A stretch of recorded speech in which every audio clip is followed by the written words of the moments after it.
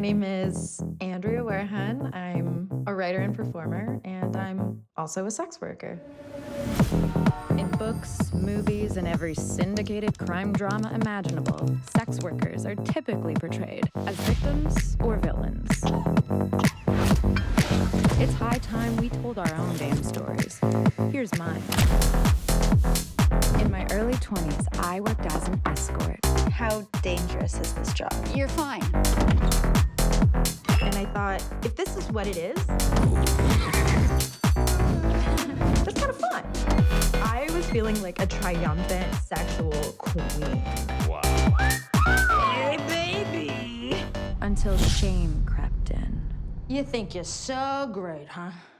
Making all that easy money. We all have this internalized horophobia within us. And I have it too. So I kept my whoring a secret. Especially when it came to my mom. You were concerned about my safety. And your soul. And my soul. Men know that people aren't coming to the rescue to sex workers. These guys, they're repeat offenders. They eventually do the same thing to every single one of us. Knowledge is power, and they don't want us to have that kind of power. So, what's the worst thing that's ever happened to you here? Something must have happened. Women don't just become strippers. That's called trauma porn. We need a new archetype.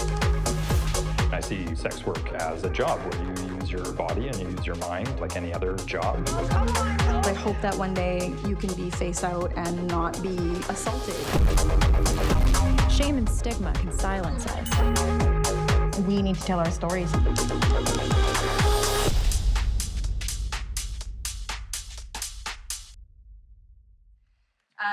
Nicole Bazuin is an artist and director based in Toronto. She has directed the short films Seamstress, Lady Late Night, The Music Box with Unicorn, Modern Whore, Last Night at the Strip Club, and Thriving at Dissociated Reverie. Modern Whore is her first feature film debut. Andrea Werhun is a writer, performer, and producer based in Toronto. She's the author of Modern Whore Memoir and the co-writer of the film adaptation. In 2024, Werhun consulted on Sean Baker's acclaimed and Oscar-winning film Anorha, and Suki and Lee's Paying For It, which also premiered here at TIFF, in which Werhun plays a lead role. Werhun co-wrote, produced, and performed in Nicole Bazuin's short film Thriving, Dissociated Reverie, which enjoyed its world premiere at the Sundance Film Festival and was named one of TIFF's Canada Top 10 films. Welcome to the stage, Nicole Bazuin and Andrea Werhun.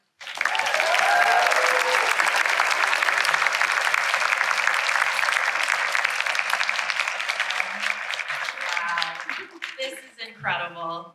Wow. And Lauren Grant is here. I just want to thank you guys so much for being here. I'm Nicole Bazuin. As Jessica said, I'm the co-writer, director, producer, and editor. And I'm Andrea Warehan, and I'm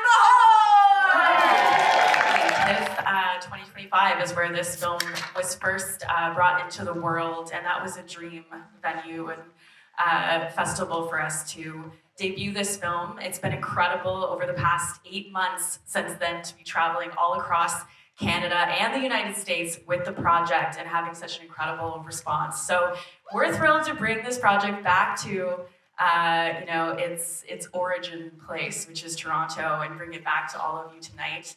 I just want to thank you again for being here. Thank you to our funders. Thank you so much to TIFF. And we're looking forward to the Q&A after the show. So thank you. Please enjoy Modern Whore. I have one more thing to say. Okay, shout out to our community partners, Work Safe to Work Safe, Firefly, and Literal Bimbo.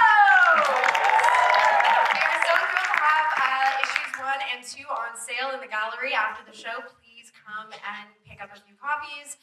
And I am thrilled to announce that issue number 3 will be launching on July 23rd, so please save the date. We are so thrilled to bring you more sex worker storytelling. It is the most important thing for sex workers to be able to tell their own stories. And we're so thrilled to be here, so thank you all, and we hope you all enjoy. And I was just regaling her with stories from the escort years, and she said, okay, we have to make something together. And so in the end, we decided we were gonna make this memoir art book together. And we self-published in collaboration with a small art book publisher here in Toronto called Impulse B. We raised money on Kickstarter to print it. And then, you know, we printed 1,000 copies, they went out into the world, and then a few years later, Penguin Random House picked up the book. And that was really cool. And Nicole and I continued to work together on short films. And, you know, the feature film, even at the farm, the feature film was kind of a glimmer in our eye. And that was 10 years ago, you know, like we just kept holding on to the idea that like, why don't we use this as an opportunity to help build each other's careers in a way? So, and now we're here at TIFF with all of you. If 99% of the sex worker depictions we see in TV and film are made by people who are not sex workers, it means that they are all reinforcing the stereotypes and the prejudices that keep the laws and the policies that oppress us the same. So we need sex workers to tell our own stories. We need TV and film that has sex workers on board with creative decision-making power as writers, directors, producers, editors, calling the shots in the way that we are depicted. Enough. Like we gotta stop it. It's not okay anymore to see sex work. And we're getting oversaturated with representation on screen with sex work, and I feel like people are getting a little tired of it because none of it is authentic. None of it speaks to our actual experience. How tiring is it to be a sex worker and to like, oh, there's another show or there's another film that's about sex work and it's just gonna break your heart. It's just gonna make you sad because it's another thing in the world that's not changing anything about our material conditions. So yeah, sex work storytelling is the most important thing. But it's complicated because it needs to be safe for us to tell our stories. There is a tremendous risk for us in coming out. And not everyone can do this. I'm very well aware of that. And that is a privilege and a platform that I take very seriously. And I hope that, for any of the sex workers in the room, if you want to tell your own stories, I really strongly encourage you to do so. Evaluate the risk and the safety involved in that, but please, we need to, I think that's where allies really come into play as well, is creating safer conditions for sex workers. If you're an artist and you want to do something that has sex work involved, you need to get a sex worker on your team as a writer or a producer or a director to really make sure that the depiction is accurate and actually feels real and isn't just a various perpetuation of the same old, because we need new stories, and the only people who can do it are sex workers. The decriminalization of sex work is the floor.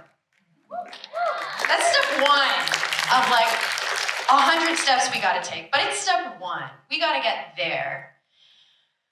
I keep talking about New Zealand because New Zealand has had sex work decriminalized for the last 20 years. And they have stuff written into their law that would blow our Canadian minds. They have it written into law that exchanging money is not consent. And that consent can be withdrawn at any time. You can get EI if you quit sex work. We could have that, you guys. We could have that. We just have to fight for it. We have to demand it. So yeah, decriminalization is the floor. I think, if people, sex work, it's we're just workers, right? If you don't want people to be doing sex work, then we're gonna need affordable housing. We're gonna need a universal basic income. We're gonna need cost of living matching the wages that are being paid. Okay, we just need to house people. We need to stop discriminating and criminalizing people who use drugs. We need to, I think the importance of decriminalization is we just need need prisons to be abolished. Okay, it's perfect world, prison abolition, right? Decriminalization for sex work means decriminalization for all. You know, for all, if you are Black, Indigenous, Two-Spirit, working on the street, a person of color who is precariously housed, uses drugs, has mental health issues, the decriminalization of sex work isn't actually going to do much for you. And so that is why decriminalization and the sex worker justice movement is always pushing beyond the simple decriminalization of our labor. You know, we have to fight for everybody. This is a justice movement for everybody. And yeah, our work doesn't stop there. But yes, I'd love to see sex workers have labor rights and have our work removed from the criminal code and to have access to occupational health and safety. Imagine a brothel with an HR department. It's funny, but it shouldn't be. You know what I mean? Like, this could be, we have to dream. You know, and just like with abolition, we don't have like an example necessarily of a modern society that's abolished prisons, but we have to imagine it's possible. We have to work towards a world where people don't go to jail for being poor. So yeah, I think that we have so much work to do, and it's, when you work in community, there's so much hope, and there's so much possibility, and we can accomplish so much together. I mean, I'm trying to think of what I was like trying to hold back my laughter the most, but I think what comes out so much for me is just the scene where we are reenacting the hobbyist review, and it's his perspective. I just think for me, in certain ways, it was like what I was born to direct. I don't know, like it just like came out of me. Like, I don't know, it just felt so natural. Everything about that, and I loved you in that scene. Our Hollywood starlet. It's so funny. Okay, I have one that was really funny to film, and then one that was funny to watch. So funny to film, I love the hockey fan scene. If you've read the book, you know that it's based on a story called Go Leafs Go. And, yeah, we didn't want to get sued, so generic Canadian hockey fan, Gus is. That was so funny, and also like kudos to Nicole for writing that scene, adapting that scene from the book, and incorporating the hockey announcers. Oh my God, got me gold!